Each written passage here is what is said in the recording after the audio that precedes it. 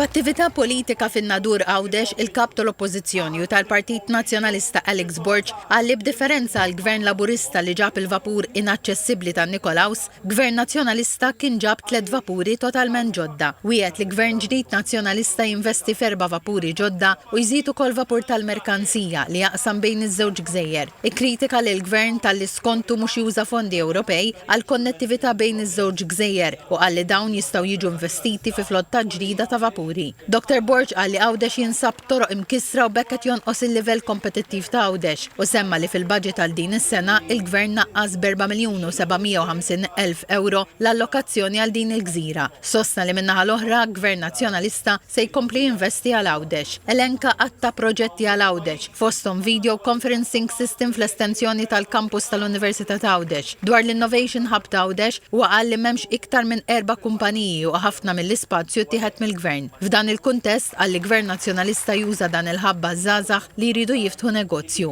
Wieħed ukoll inċentivi fit-taxxa biex l-Awċin ma jibqgħux diskriminati u jkollhom pagi ugwali għall-istess xogħol bħal Maltin. Dwar is-saħħa għalli Gvern Nazzjonalista jinvesti fi sptar ġdid f'Għawdex li jkollu s-servizzi kollha, anke dawk tal-kanċer inkluż il-kimoterapija. Semma li meta missieru kien marad bil-kanċer kellu jaqsam ta' spiss għall-isptar Samok f'Malta. Wieħed li se jaħdem biex ma jkunx hawn mediċini out of stock u ma jibqgħux mediċini ġeneriċi. Ir-rimarka li għall-Partit Laburista Għawdex u tat-tieni klassi għaliex hu nieqes minn djar tal-anzjani u għalhekk wieħed dar tal-anzjani f'kull lokalità f'Għawdex. Il-Kap Nazzjonalista semma l-fatt li għamel Shadow Minister għan neurodiverġenza u tfal għax qal li dawn it-tfal u l-familji tagħhom għandhom jgħixu ħajja diċenti bħal ħaddieħor. Qal li l-Partit Nazzjonalista jaħdem biex il-pajjiż imur lejn kura preventiva. Semma l-proposta tal-Partit Nazzjonalista li l-istipendji ta' dawk li jitlu għall-infermiera jiġu daqs il-paga minima nazzjonali biex ikunu inċentivati jitlu f'dawn ix-xogħlijiet. Il-Kap Nazzjonalista qal li l-Gvern jinsab f'paniku għaliex għamel kampanja u ħeġġeġ ċaqdiet joħorġu kontra l-mozzjoni tal-Partit Nazzjonalista biex l-ambjent jiġi rikonoxxut fil-Kostituzzjoni, pass li qal diġà għamluh mit-pajjiż ieħor. Fi kliemu dan juri li l-Oppożizzjoni qed tmexxi l-aġenda tal-pajjiż.